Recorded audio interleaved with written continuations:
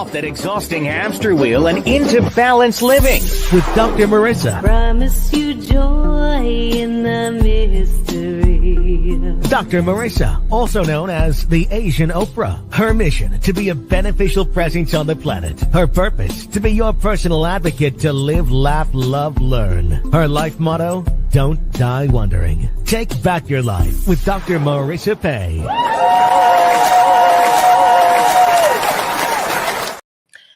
And welcome. You're tuned in to Take My Advice. I'm not using it. Get Balanced with Dr. Marissa, the morning show here on KCAA, NBC News, CNBC News, and NBC Sports Radio Station, AM 1050, FM 106.5, and streaming everywhere. iHeartRadio, Spotify, iTunes, TuneIn, Audible, Amazon Music, Tiki Live, Rumble, Podchaser, Streaker, Spreaker, and more. Why so many places? Well, I want to maximize my splatter zone for more hope and happiness. So there's no gossip, no scandal, no K words, no Kanye talk formerly or now. Instead, I want you to focus on your own reality show and how you can be happy 88% of the time. So I have topics and guests to that end, and all are housed in my YouTube TV channel. Free subscribe. Give me the finger. This one, not the other one. And that way we can stay connected. I am on every weekday morning. And Tuesdays are a fun day because you get a Tuesday talent guest that you've never met before. So today is no exception, and I'm so delighted to have in studio this morning a comedian. She's my latest and greatest friend on my little run into stand-up comedy. She's a comedian and actor and author of 2 books on laughter and family life, Afterbirth, Stories You Won't Read in a Parenting Magazine, and Take My Spouse, Please, from Penguin. Her writing has appeared in New York Times, LA Times, and Parents Magazine, AARP. In 2018, she launched Laughter on Call, created to bring comic relief to those facing Alzheimer's. As a performer, Dani's solo show, The Move, ran for a year in LA and at the HBO Aspen Comedy Festival, Broadway, Neil Simon's Laughter on the 23rd Floor, Twilights of the Golds, Episodic TV on Law and Order, The Lottery, and Vegas. And last year, Dani was put on the Forbes 50/50 list for her work with Laughter on Call. Please welcome to my studio, Dani. Hold on with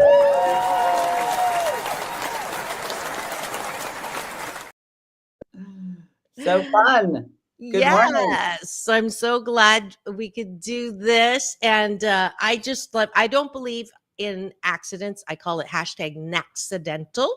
So in one of my runs at the Hollywood Comedy, I did meet Dani and we hit it off very easily. And then she invited me to a show at the Cantors. And of course I said yes. And she did a great show hosting that benefit. And so now she is my comedy best friend. Oh, I love that.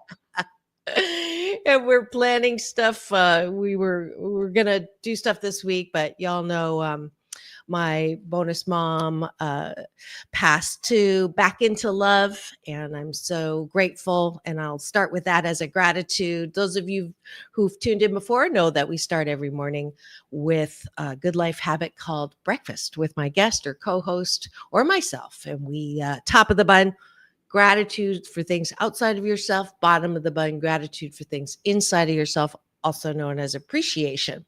That way, we start our day in the most positive way. So we don't talk about headlines here. Whatever is out there, there's so many places you can tune into that, and it's almost always negative. So we balance that out on the show with almost always positive. So here we go. That is my first gratitude. I got to hold her hand 11:40 p.m. Saturday when she crossed over to the other side, where, my loved ones who are passed are also there now. And it was I'm really blessed and grateful that I got to do that with her. And I'm wearing a little jacket that her and dad picked out for me when she used to sell a lot of her original creations, felted hats, crochet, knits, fuzzy vests. She was so creative, and so I thought I would wear this today to honor her as well. So that's my first gratitude. What are you grateful for, Dani? Oh, it's so cool. Thank you. I don't ever talk about this, but I was with both of my parents when they passed. So I played classical music for my father, as I really still feel I saw a spirit leave. And that was life-changing. And then 4 years ago, this month, actually, my mother took her last breath, and me and my family were with her for that. And it's just not something you really say at a cocktail party, but No. but I'm really grateful for that. I have spoken to people who've had a different experience with end of life, and they have regret about that. So that, I feel, is one of the biggest gifts we can give ourselves, is setting us up to not feel regret later, Yes, So, absolutely. That is my my motto for the future is don't die wondering, and for right. the past is no regrets. Oh, wow. So So fun. that is exactly another serendipity doodah. But I also have shifted. When I talked about that on Monday on Mental Health Matters Mondays, where our society has somehow made death a morbid, Mhm. somber event, and it isn't, and it doesn't have to be, and it shouldn't be, even though I don't like to shit on people. But that started the first time I saw a living memorial. And I'm sure you're familiar with Deepak Chopra and Mhm. his center down in San Diego. Well, his co-founder is Dr. David Simon. And Mhm. 2 weeks before he passed, he had a living memorial Hmm. at Chopra Center. And that sort of started my whole journey into really not being afraid of death, not being afraid to witness death, being in the room of one of my dad's dear friends and mentees, Harry. I was there when they pulled the power plug, and it was so beautiful and incredible that Mhm. and I had a feeling.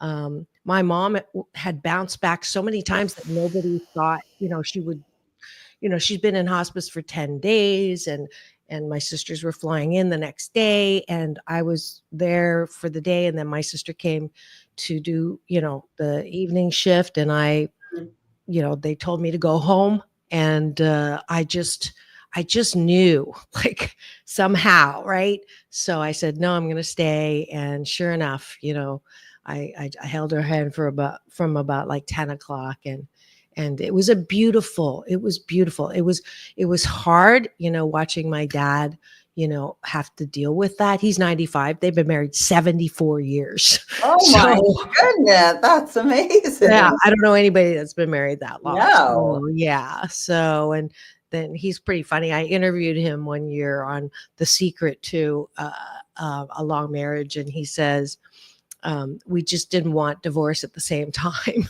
Right.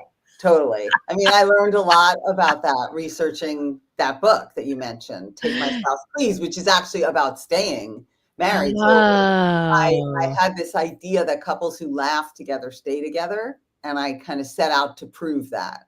And So did you prove it? yes, yes. But interestingly, the laughter is really a byproduct of all these other communication tools being in place. That was Mm. what was interesting to discover. The laughter comes from listening, being in the moment, letting go of the moment before, showing up. Number one, showing up for each other. So I just found that was an interesting discovery for me. Yeah, that is so cool. That is so cool. Um, So, and I'm excited. Of course I don't meet or invite to the show just any comic. I think I've had 2 comics, and I meant to. I'm sure you've heard of. He was on Johnny Carson.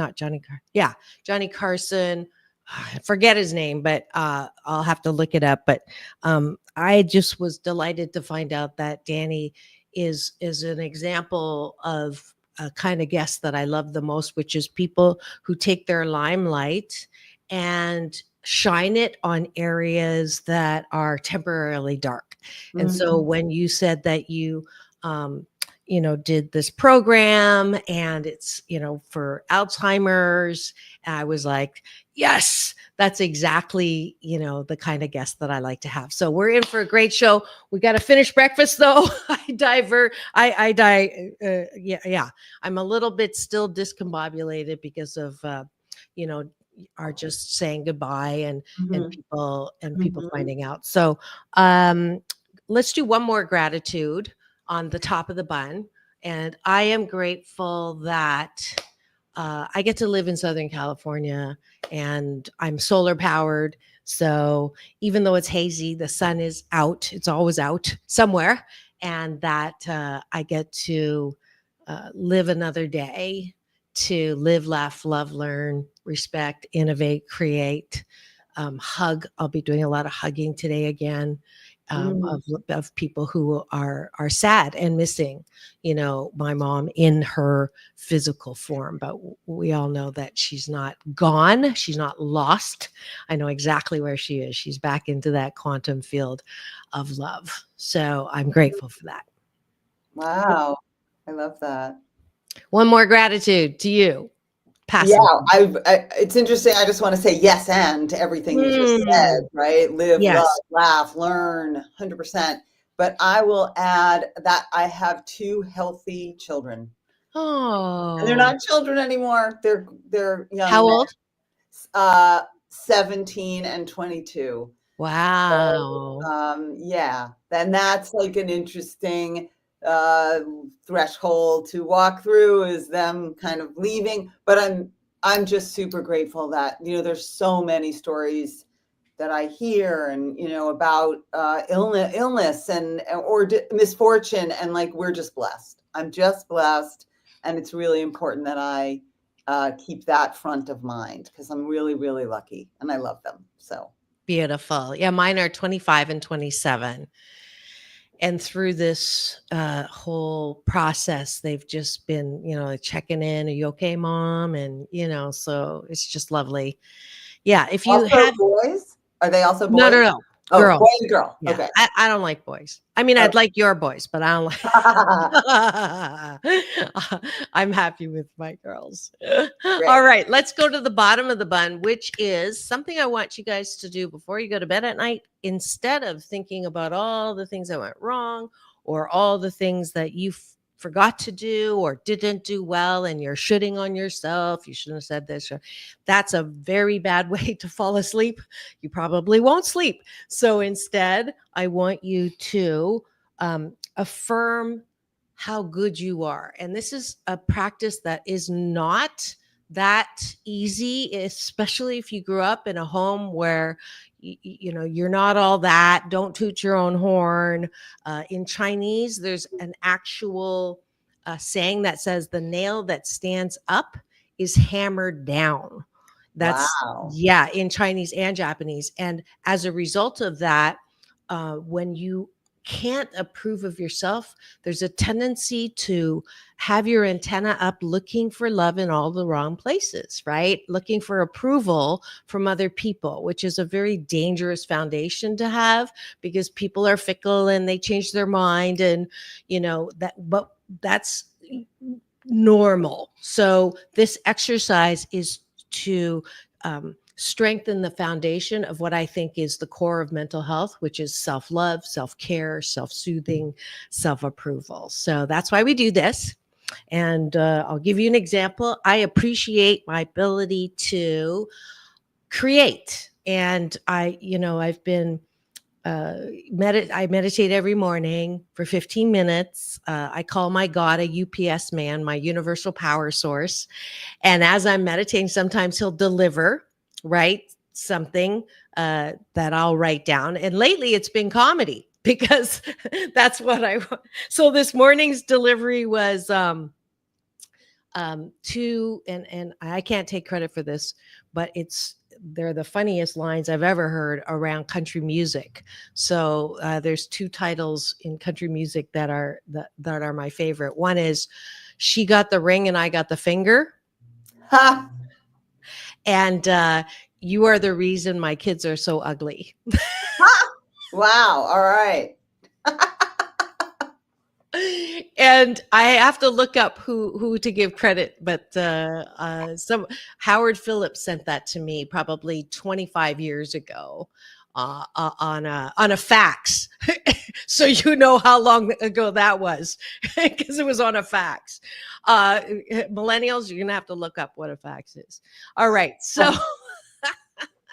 So I appreciate my ability to create, be inspired, and be funny. So, what are you appreciative of yourself of, Dani? Okay, so I first of all, I didn't know that nail hammer situation. That's kind of interesting, speaks to a whole cultural. Because you have it too, right? And I also was informally adopted by a Russian Jewish. My mom was unofficially adopted by a Russian Jewish mom. Did I tell you this? I think you mentioned it, but Okay. I'm happy So to that's hear a double whammy as far as, tooting your own horn, right? You're it. not. Yeah, I mean, I don't know. I have been in the contemporary culture of, business sales for 6 years, and I'm very aware that you if you build it, they will come, and you have to kind of put yourself out there. You have to consistent. No one's going to do it for you, kind of thing. So I guess the thing that I would say that I've been told my whole life that I didn't appreciate when I was younger is courage. Like the courage to keep going, to show up, to have a crazy idea that, laughter can help people with Alzheimer's and push it all the way, and I do appreciate that. I used to think it meant that you don't have any talent. I honestly thought that. I thought it meant like, well, you certainly have a lot of courage. Oh. But now I don't feel that. I feel like it takes a lot of courage. It takes a lot of courage, by the way, just to get out of bed, everybody. Like, I'm not special in that regard. I think it takes a lot of courage to live. But the fact that I continue to have ideas and and throw it against a very big wall is pretty cool. Yes, that is awesome. And that is it for breakfast this morning. Thanks for joining us. I encourage you to adopt this good life habit, this #Blisscipline, that will certainly sandwich your day in the most positive way. Thanks for joining us for breakfast.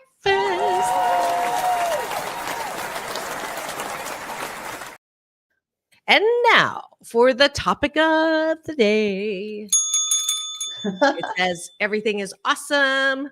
And y'all see my beautiful guest. I see some eyeballs still rolling in. If you're wondering what's going on in studio today, this is Take My Advice. I'm not using it. Get Balanced with Dr. Marissa, show number 1,300. Oh, that says way too many. It's not 13,000. It's 1,335. Let me fix that. I don't like to lie or exaggerate. But yeah, we are coming 335. And Dani is not just a comedian. She's an author. She's a creator.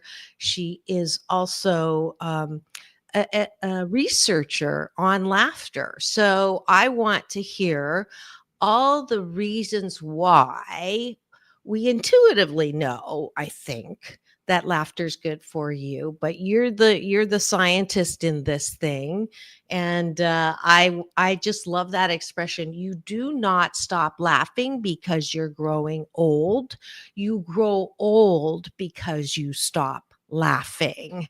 And I love that. And then the last thing that I know, research says that on average, children laugh, I think it's 300 to 400 times a day, but adults only laugh about 40 times a day. So those are the two things that I can contribute. And then the rest of it is you. Wow, awesome. And those are great things to contribute. And it's an interesting, first of all, thank you for having me and having this conversation and have live, laugh, learn, be part of your whole joie de vivre. I love it. And it's interesting about that. You don't get old from laughing, whatever that thing you just said. You never get old because we don't laugh. Because that's actually true. I understand that psychologically in kind of a glib, hip way. But in fact, laughter is so healthy for our bodies that it kind of makes sense, because laughter releases endorphins, it lifts our serotonin levels, it gives you a hit of dopamine.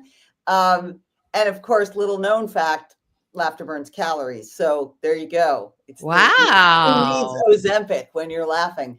But yeah. And then that's just like what happens in your body. And another thing I always love to add, because I find it fascinating, is that you can even fake laugh and have the results of laughter. If we right now went, ha, ha, ha, ha, and first of all, inevitably you start laughing if you do that, because it's so ridiculous that you do start laughing. But your body doesn't really know the difference. It's still bringing more oxygen to the lungs. It's still relaxing your face. It's just so fascinating. And then the other fascinating fact about laughter is that it's contagious. So if, like most feelings actually are contagious, that's why we have to be careful how we show up in the world, because whatever we're putting out is what we're going to get back. And even more so in cognitive decline. By the way, sidebar to that, which is that as people lose their minds, they actually become more sensitive and intuitive emotionally. And so if you're showing up as a caregiver in a depressed and understandably depressed, sad state, that is actually going to negatively affect the person you're caring for. So that's a little fact that came out of the Harvard School of Gerontology, that people who are being cared for by depressed people have a 10% greater decline. And I always like to talk about that, because caregivers tend to be selfless people. I mean, you have to be, and in order to be effective at it. And so, they're the last people to think about themselves. And yet, if you, in fact, inform them that, you know what, like it's in the best interest of the person that you're caring for, actually, to take care of yourself, they might take the time to breathe and meditate, as you say, and be focused and eat well and get sleep is a big one for brain health. So that was a very long answer. No, that's great. That's exactly what I think is the best thing about my platform, is to be able to share some things that are little known facts. I love learning new things. And that was a really good one to learn, because we don't think about that, right? You look for a caretaker that takes care of physical needs, but what about the emotional need, right? That is very, so I want to get this right. Depressed caretakers affect their patients. And that, what was the 10%? That just a 10% greater decline in the person you're caring for if you are in fact depressed. And that's also true. So in cognitive decline, there's something that goes on called mirroring, which I really believe happens all the time. It's just that it's heightened in cognitive decline. So this can be a way to create connection. When people have a loss of language, you actually can make faces, which I know we're not really, you have to be willing to be silly, but you can create a face and have them mirror that face back, which always said to me, with my mother in particular, like, oh, she's still there. Like she sees the face that I'm making, it's being communicated, and she's trying to communicate back by mirroring what she's seeing. And So those are the moments that when I do caregiver training, like we try to focus on ways to connect through all stages of cognition. Right. So mirroring, but that's also true right now. If you came on and were like, yeah, I'm Dr. Marissa and we're here, and, then I mean, I'm a performer, so I would probably do my best to bring some joy to the conversation. Yeah. But your average person is gonna be affected by that. Yes. 100%. Yeah. Yeah. This takes me back to my studies in psychology, and they had a study like that with babies.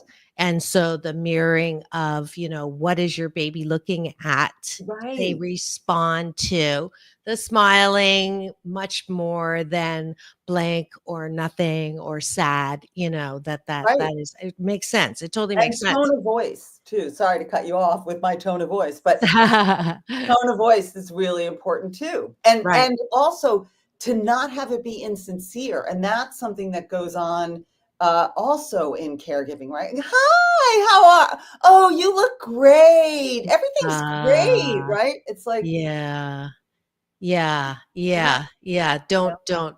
Don't take it too far. It's interesting. What was I just thinking? Oh yes. I taught a course at UCLA in the MBA school called Managerial Interpersonal Communication. And it's really, the research says that of 100% of communication, 53% of that, some people say 55, whatever. I say 53% of that is nonverbal. So the facial expression, body language, 53%. And then 40% is tone, pitch, and volume of your sound. Only 7% is in the content of the actual word. So you can say, I hate you so much, right? And it is not necessarily, the content is not received as much as everything else. And yet in our society, what do we pay so much attention to? The content, how to say it perfectly, or how to, and we kind of miss out. That's why texting is so dangerous, because you're missing all context. At least on the phone, you have 40% more. Yeah. I love that. I did not know those. You didn't know that? Yeah. No, when you were talking, I'm like, well, of course, that's exactly what the research says about communication. So that's great. That's amazing. So did you know when you were a kid, you're going to be doing this? Oh, I definitely didn't know that I'd be doing specifically, creating connection through laughter, even though my instincts were to make people laugh, even as a kid. We moved from New York City to Connecticut in the mid 70s. And everybody in my house was depressed because they were all New Yorkers and now they're living in suburban Connecticut. Not easy. And I will say, since you mentioned it, like we were one of the few Jewish families there as well, which had its own, we know what that's like. And I did make clay puppets and told stories at the table with my clay puppets to try to make people laugh. And I was 10.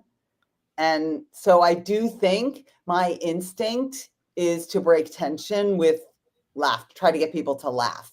It's a certain, it's funny. So I don't know. I think we mentioned that I taught stand-up at UCLA for a long time, for 10 years. And what's more interesting is that I took the course that I taught 20 years prior. Wow. And then I came back and taught it 10 years later. But when I first took the class, it was with Richard Pryor's ex-wife, Shelley Bonus, because that's the beautiful thing about LA, right? Like you go to UCLA, you have these amazing people from the industry who really worked in the industry. And she was a brilliant physicist in addition to being a comedy teacher. She's a nut in the most wonderful way. And the first class, we finished the class, we each kind of got up and ranted about something. And she took me aside and she said, well, you're a comedian. So, you may or may not do this for your life, but you're a comedian. And that's your lens, And I didn't fully understand it in the moment, but when I went back and taught the class 10 years later, you know it. Like you see the person and you have, I saw that in you. Like there's a bit of, it's just a certain charisma, a certain way, outsider perspective, courage, and then something that you can't really articulate, a presence. And I did see that. And that doesn't mean that you're going to be a comedian, because I lived it for 20 years. It's a very hard life. It's a very lonely life. For me, it was a very lonely life. So it doesn't necessarily mean that's going to be, I didn't think, oh, I'm going to be a comedian the rest of my life. But it does bring self-awareness in a gift that you can use to communicate in whatever field you end up pursuing. Yeah. Yeah. Thanks for that. And yeah, of course, yay Bruins. I wouldn't have a comedy teacher from USC on here, but anyways, I get so much grief. I race sailboats with the USC sailing coach, right? So they're all SC on the boat, and I get so much grief. So this is my one chance. I'll make sure I send this clip to them. So anyways, yeah, so we have to take a quick break.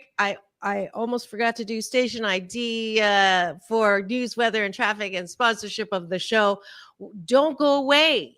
We have so much more. I really want to hear about Laughter on Call and the Alzheimer connection, because I love that kind of stuff. But we'll be right back. Chuck Wooler used to say, we'll be back in 2 and 2. It's not going to be that long, but just stay around. I say peace in and peace out.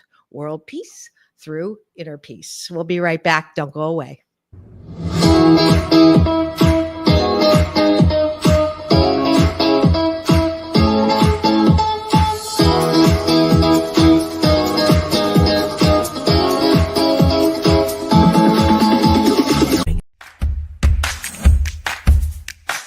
Well, she has been dubbed the Asian Oprah, and she just wants all of us to be happy.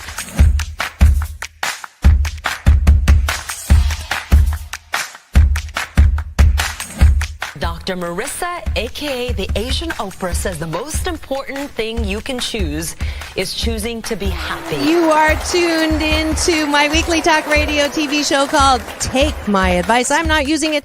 Get balanced with Dr. Marissa.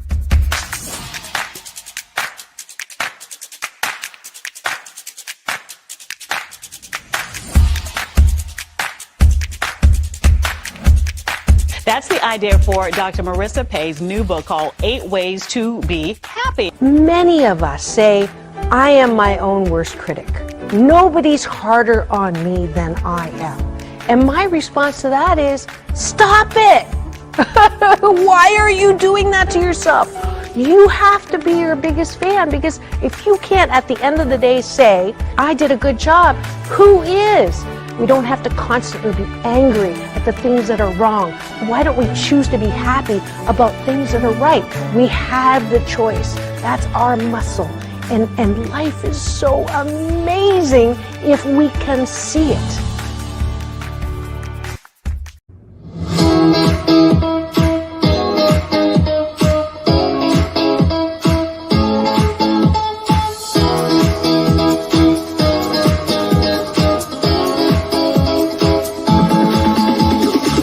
Take back your life with Dr. Marissa Pay. And we're back. You're tuned in to Take My Advice. I'm not using it. Get balanced with Dr. Marissa, the morning show here on KCAA, NBC News Radio, home to the Asian Oprah, #1 talk in the IE. Thank you very much. And streaming everywhere, iHeartRadio, Spotify, and of course, my YouTube TV channel that houses all 1,334 podcast shows, but who's counting, over the last 669 consecutive weeks. They said I wouldn't last a year because I don't talk about headlines. I only talk about hard lines, but I'm glad that they're wrong. And I'm so delighted that I still have this platform to bring amazing people. And it is Tuesday Talent Series. It is Tuesday. And today I have the awesome my BFF comedy friend. Her name is Dani Klein Modisett. I met her at the Hollywood Comedy. She's brilliant, funny, and she does amazing work in the world with her Laughter on Call. Please welcome back to the studio, Dani.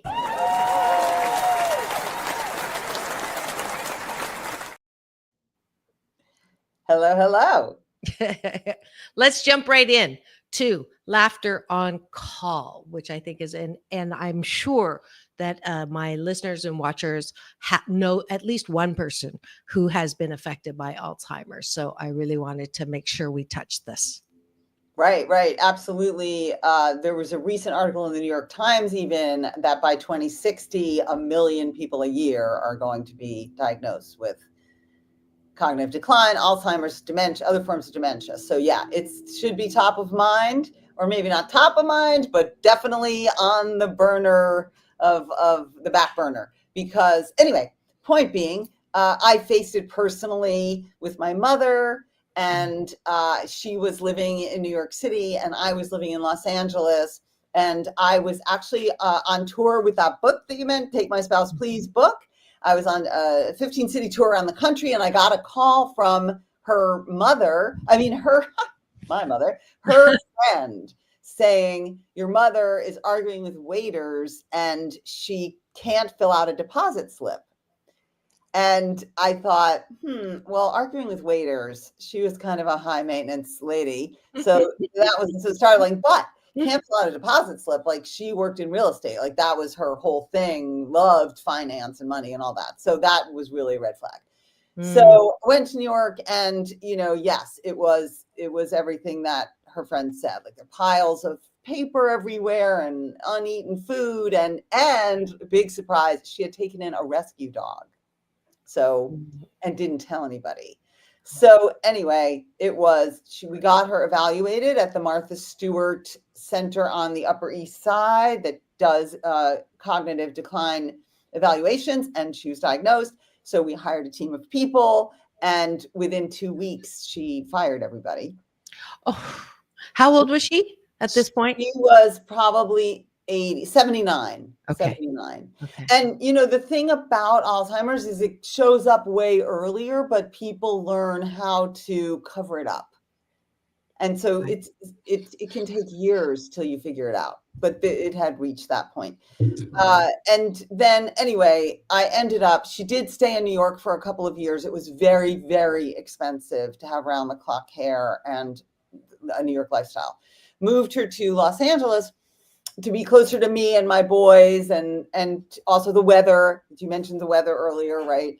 And but very quickly she became depressed, even though I found a place with like a chandelier in the foyer and a wonderful interpretation approach. It's Silverado is the company, and they're all about turning fear into love, right? Because one of the issues with Alzheimer's is that it creates so much fear for people and shame and isolation.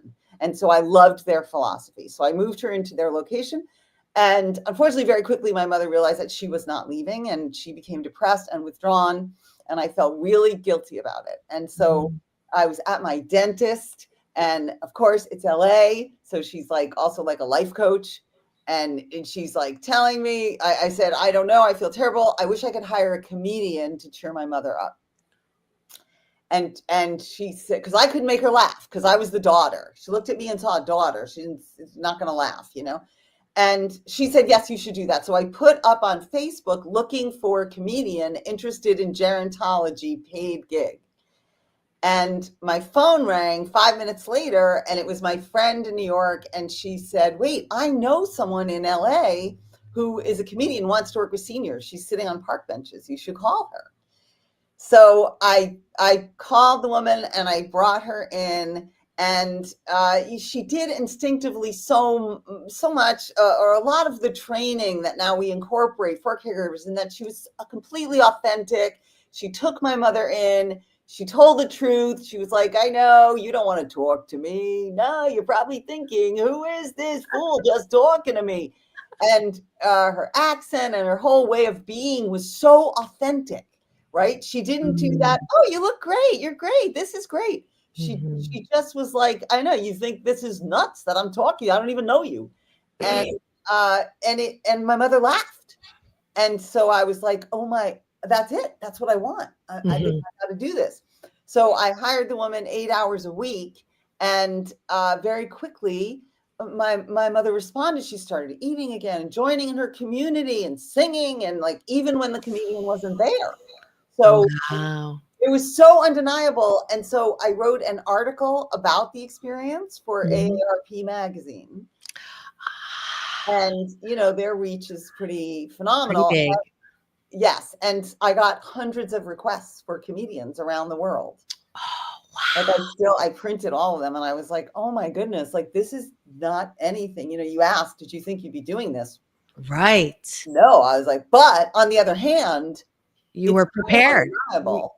You were the logical, you know, next step, right? Exactly. And yes, and no one was more qualified to do it. I'm a comedian with a mother with Alzheimer's. Like it just, you know, it was just perfectly aligned. Serendipity doodah is what I call that. Yes, serendipity. Hashtag accidental, not accidental. Yes, exactly. So then I launched. I was fortunate. I met a woman in a dance class again, serendipity doodah. I was in a dance class, and this woman approached me and said, I saw your article in AARP magazine, and I have a foundation, and I want to support you. I want you to come and pitch to me. Come talk to my money people. And so I did. I mean, I had sold books and, you know, done TV and stuff, but I hadn't ever sold a business. But I made a Venn diagram, which for listeners, that's the three circles, the three intersecting circles, which, you know, I don't even know how I knew that. I always joke I was not an econ major, and I didn't even date anybody who was. But I did that, and you know, it had to be Alzheimer's, comedians, and money, like because I knew it was going to be private pay, at least initially. Anyway, I did walk out with a chunk of money. We launched, and that's where we have lived for 6 years. We also, during COVID, were unable to be in person because the senior community was hit the hardest. So we couldn't risk being in person. So I started doing live streaming, daily live streaming from 12 to 12:30. And we called it Lunchtime Laughter. And it was free, open to the public. I thought it was going to be seniors and caregivers.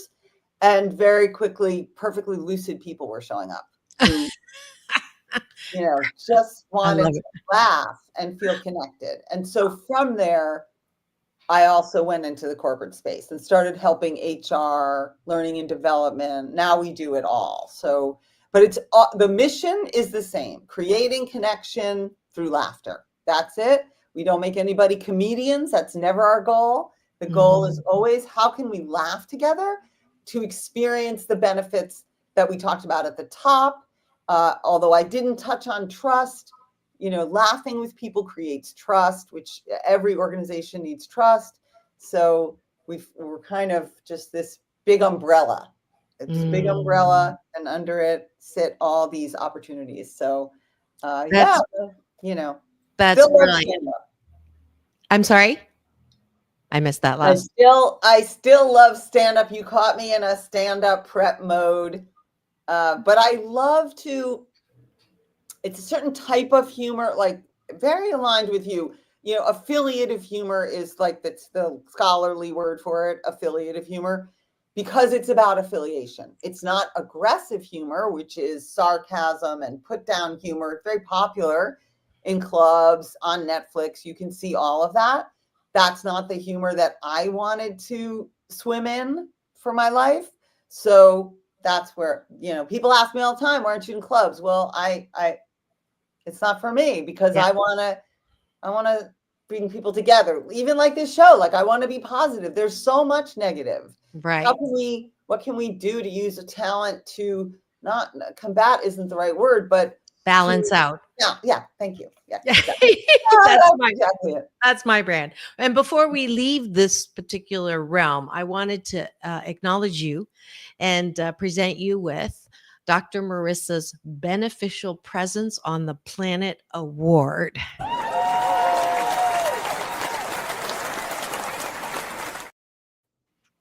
And I don't give every guest this award.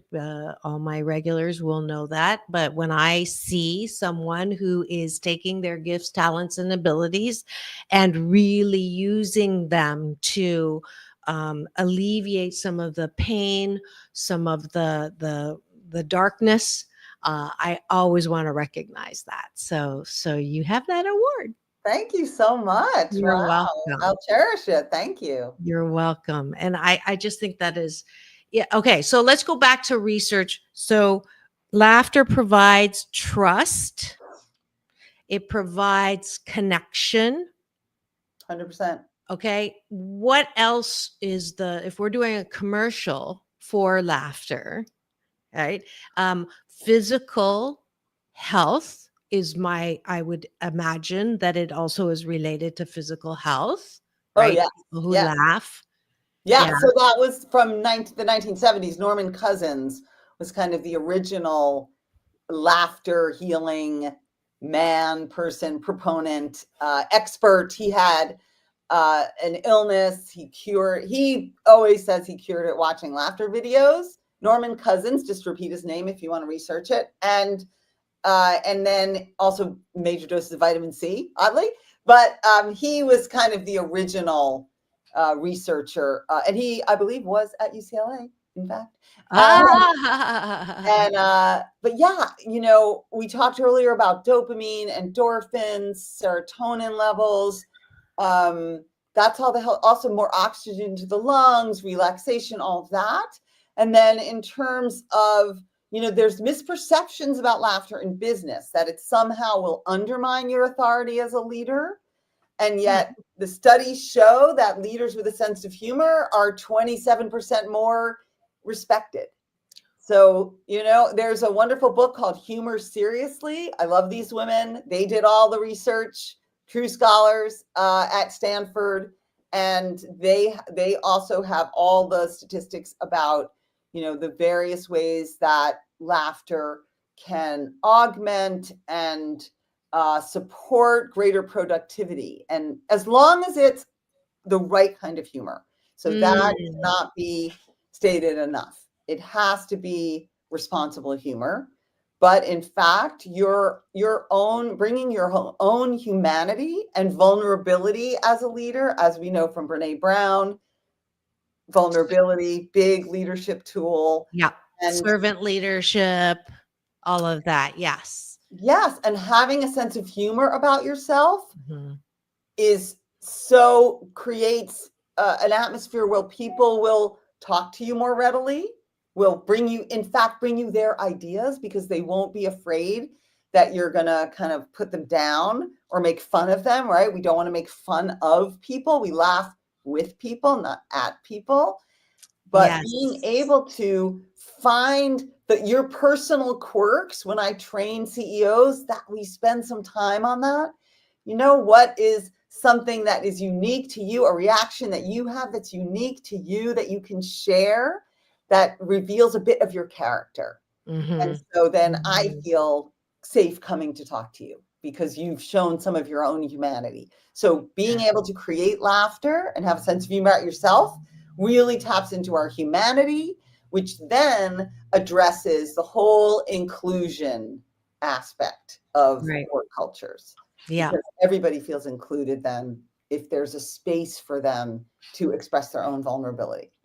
Yes. Yeah. We have a lot to talk about after the show, because all this stuff is, I'm an organizational psychologist. So I'm a consulting psychologist in organizations, especially around valuing diversity. And that's an area that is like the Venn diagram right now in my head is diversity, humor, right? The pushback right now. I went to listen. I actually shared a stage with John Cleese back on the East Coast a long time ago. I just heard him at the Saban Theater earlier this year. And, the whole lashback, I don't know any better way to say it, of comedians, and just this angry response to what they feel like is the muzzling of their humor, because they're no longer allowed to make fun of people and put them down, and that's so wrong and so unfair. And I hear this, and I it's kind of like my middle managers when I work in executive coaching. You know, all their life they've wanted to be able to treat their people like shiitake, the way they were treated by their superiors in a different era, when, you know, do as I say, you know, take the high road, or don't let the door hit you, you know, in your butt when you leave. That kind of thing. And they can't do that anymore. Right. It's similar. It's like I'm melting. Oh, totally. And you want to say, can't we return to a time where, you know, as much as Bill Cosby has on the other side was, you know, all the things that he did that I know are true, because I have a friend who was actually cornered in a stairwell by him. So all of that I believe in in that side. But his humor was what would you call it? The Affiliative. Affiliative. Yeah, it is. Yeah, affiliative humor was brilliant. And I want, that's my style. I want to continue that being my style. That's why I gravitated towards you and your humor, and vice versa. We can laugh with people about things that we all go through. Yes. Right. Yes, and not make fun, not put people down. But it's just this giant thing. You know, I talk about, instead of talking about the elephant in the room, since I was born in Canada, it's putting the moose on the table. So that was a moose drop on the table that, you know, if the two of us, I feel like there's a project that we can really, you know, anchor down on. Yeah, I like it. And it's culturally different. You know, I really appreciate that. And yeah, I mean, that's a lot of what in the last month anyway that I've been talking about in terms of inclusion. Like, we can still have inclusion. Like, you know, I don't want to get into politics, but like helping people feel heard and seen and heard and valued, that goes beyond any policy. That's just how you show up in the world. And there are specific tools that I know at Laughter on Call that we implement and will help you. We'll do exercises so that you have it more, you're more adept at it, but it's still available to all of us to create environments of inclusion.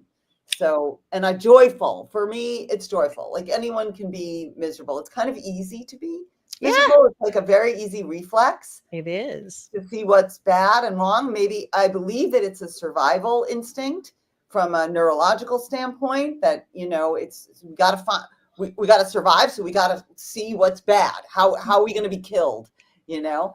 And so it takes a little more discipline, like your suggestions.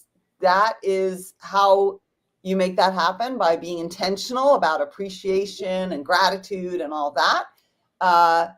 So it's possible, but it takes effort. Yeah, for sure. I'm trying to get this on the screen so that we are.